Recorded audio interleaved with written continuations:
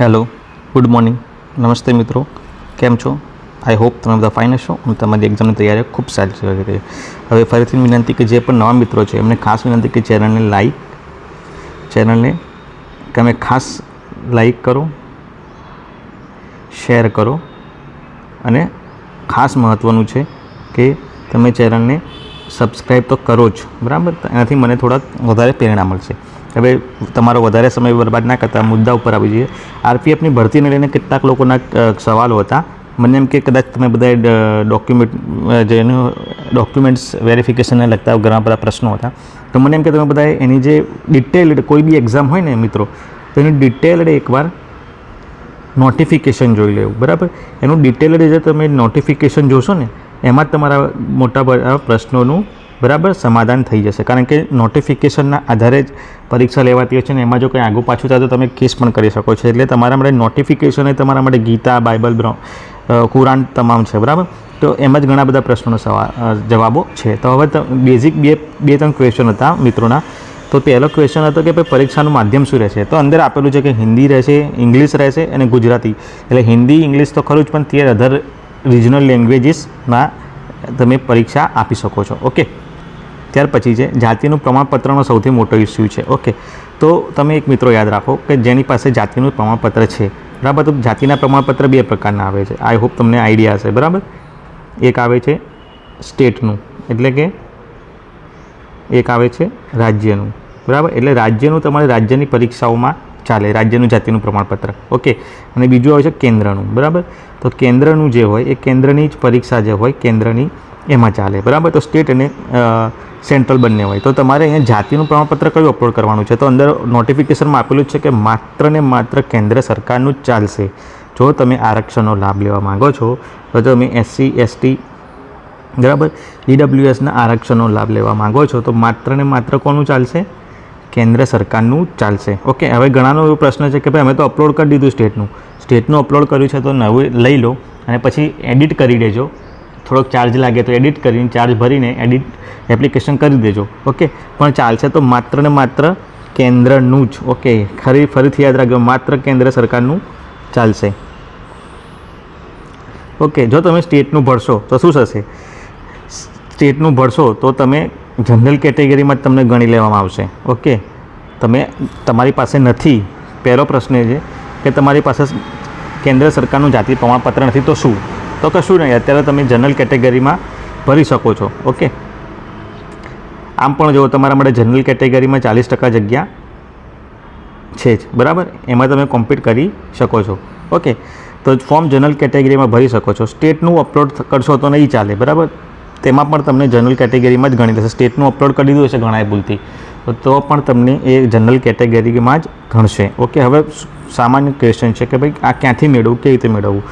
તો તમને ખબર હશે કે મામલતદાર કચેરી હોય, જનસેવા કેન્દ્ર હોય, બરાબર? અલગ અલગ જિલ્લાઓમાં અલગ અલગ પ્રકારનું હોય છે. તો ત્યાં એકવાર તપાસ કરવાની તમારે કે ત્યાં તમારે કોણ આપી શકે છે. DM, SDM અને ADM જ આપી શકે છે, બરાબર? ડિસ્ટ્રિક્ટ મેજિસ્ટ્રેટ, SDM અને જે ADMની જે પોસ્ટ હોય, બરાબર, એ જ આપી શકે છે, બરાબર? એ સિવાય કોઈ એને ઇસ્યુ કરી શકતું નથી. તો એકવાર તમારા નજીકના કેન્દ્રની તાત્કાલિક મુલાકાત લો, બરાબર? સામાન્ય રીતે મામલતદાર કચેરી જે ગ્રામ્ય અને શહેરી બંને હોય છે ત્યાંથી મળી રહેતું હોય છે. તો ત્યાં તમે જાઓ, ત્યાં ફોર્મ હોય છે. આની સાથે એપ્લિકેશન, આ જે ડોક્યુમેન્ટ એડવર્ટાઇઝ છે નોટિફિકેશન, એમાં એના નમૂનો આપેલો છે. ના હોય, બરાબર, તો ત્યાંથી મળી રહેશે, ત્યાં લઈ લો. કદાચ કોઈ ફી લેશે અથવા નથી લેતા, મને આઈડિયા નથી, પણ લગભગ નથી લેતા ફોર્મની ફી. તો ફોર્મ લઈને ફોર્મ ફિલ કરો. ફોર્મ ફિલ સાથે એક એપ્લિકેશન લખો કે પ્રતિ SDM સાહેબશ્રી જે એમનું હોદ્દો હોય, અને પછી લખો કે મારે આ ફોર્મ ભરવાનું હોવાથી મારે લેટેસ્ટ જોઈએ છે કાસ્ટ કેન્દ્રનું સર્ટિફિકેટ, તો આપવા વિનંતી. બીડાનમાં લખો જરૂરી ડોક્યુમેન્ટ, બરાબર? પછી તમારે જરૂરી ડોક્યુમેન્ટ કયા જોઈશે? તો આ જે હું ડોક્યુમેન્ટ કહી રહ્યો છું એ તમામ ડોક્યુમેન્ટ્સ તમે ઓરિજિનલ પણ લઈ જજો, ફોટોકોપી પણ લઈ જજો, કારણ કે લોકો વેરીફાઈ કરવા કદાચ માંગી શકે છે ત્યાં આગળ. ઓકે, તો આધાર કાર્ડ શું જોઈશે તમે પહેલાં એકવાર જોઈ લો. ખાસ આધાર કાર્ડ, 2 પાસપોર્ટ સાઇઝના કલર ફોટા, બરાબર? 10 અથવા 12ની માર્કશીટ, કેન્દ્રનું જાતિ પ્રમાણપત્રનું ફોર્મ જે ત્યાંથી મળશે, ના હોય તો ડાઉનલોડ કરીને ભરી દેવું, અને એક એપ્લિકેશન સાદી તમારી હોય એ એપ્લિકેશનની સાથે તમારે રાજ્યનું જાતિ પ્રમાણપત્ર પણ એડ કરવાનું છે. એને વેરીફાઈ કરીને લોકો આપશે, બરાબર?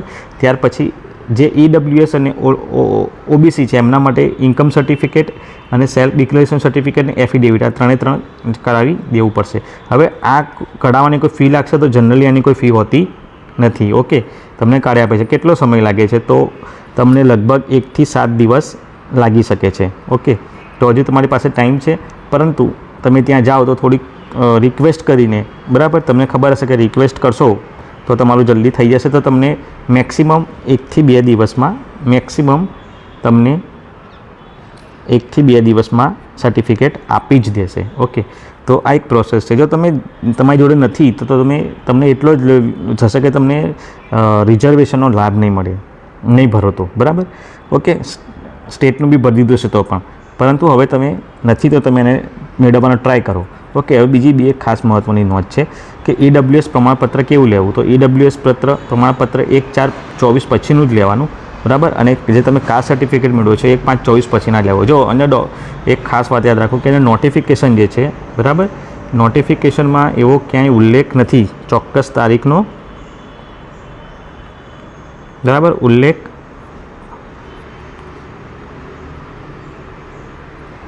નથી કે ભાઈ તમે આ તારીખથી આ તારીખનું લાવજો. પરંતુ જનરલી કેવું હોય કે એ વેરીફાઈ થવું જોઈએ. એ લોકો જ્યારે વેરીફાઈ કરે એપ્લિકેશન ઉપર તો વેલિડ થવું જોઈએ, બરાબર, વેરીફાઈ થવું જોઈએ રહ્યું, બરાબર. એટલા માટે તમે જો એક લેટેસ્ટ લેશો ને તો તમે જ્યારે DB માટે જશો, ડોક્યુમેન્ટ વેરિફિકેશન માટે, તો એ તરત જ વેરીફાઈ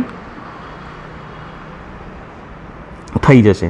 ઓકે, તો ખાસ યાદ રાખવાનું કે EWS પ્રમાણપત્ર 1/4/24 પછીનું જ બનાવવું અને કાસ્ટ સર્ટિફિકેટ 1/5/24 પછીનું બનાવવું. અને તમારે ખાસ યાદ રાખવાનું 10/5/24 થી 14/5/24 પહેલાંનું જ હોવું જોઈએ. એટલે જ્યારે તમે ડોક્યુમેન્ટ વેરિફિકેશન સાથે જશો ત્યારે લોકો જોશે કે ભાઈ આની એપ્લિકેશન કરી એ પહેલાંની પાસે હતું કે નહીં. પાછળથી લેવાનો કોઈ ઇસ્યુ રહેતો નથી, બરાબર. તો ટ્રાય કરો કે લેટેસ્ટ 14/5/24 પહેલાં તમે દઈ લો. ઓકે, તો આ જનરલ જે હતી એ ક્વેરી હતી, બરાબર. બીજી કોઈ ક્વેરી હોય તો જણાવજો, હું સોલ્વ કરવાનો ટાઈમ કાઢીને કરીશ, કારણ કે અત્યારે હાલ હું, બરાબર, ઇલેક્શન ડ્યુટીમાં વ્યસ્ત છું, એટલે સમય કાઢીને તમારા માટે વિડીયો બનાવી રહ્યો છું. ઓકે, તો ખાસ યાદ રાખો કે કોઈ પણ એક્ઝામ આવે તો એનું પહેલાં શાંતિથી નોટિફિકેશન વાંચી લેવું. ઓકે, તો જનરલી કેવું છે કે RPF અથવા બીજી કોઈ બી એક્ઝામે આપણો વિષય, તમારો મારો કોઈનો વિષય ના હોય, બરાબર. આપણે એને એક્સપર્ટ ના હોય તો એને વાંચવું પડે, એને સમજવું પડે, અને જેમાં તકલીફ હોય એને સત્વરે ઉકેલ મેળવો. હવે ઘણા લોકોએ હમણાં કોમેન્ટ કરી છે તો જો 10 દિવસ બાકી છે આઈ થિંક. હવે તમે કેટલી દોડધામ કરશો? આજ તો તમે પહેલાં ક્યાંક કર્યું હોત તો તમારે અત્યારે ફોર્મ પણ આરામથી ભરાઈ ગયું હોત. અને તમે એક્ઝામ પર હવે ફોકસ કરજો, બરાબર. જેટલું વહેલું ફોર્મ ભરાય એટલું તમારે એમ થાય કે તમે એક્ઝામ પર ફોકસ કરી શકો, બરાબર. તો હવે કંઈ વાંધો નહીં, ટ્રાય કરો, અને ના મળે તો જનરલમાં એપ્લાય કરો. ઓકે, પણ 1-2 દિવસમાં મળે એવો ટ્રાય કરજો, ત્યારે રિક્વેસ્ટ કરજો, તો આઈ હોપ તમને જલ્દી આપી દેશે. ઓકે, તો હવે એનું સિલેબસ મેળવો, સિલેબસ આઈ હોપ તમારી પાસે હતી, અને એની એક્ઝામની તૈયારીઓ કરો. અને ખાસ વિનંતી કે ચેનલને તમારી કોમેન્ટમાં તમારી કોમેન્ટ આપો, બરાબર. તમારી કોમેન્ટ્સ આપો, તમારા સજેશન આપો, બરાબર.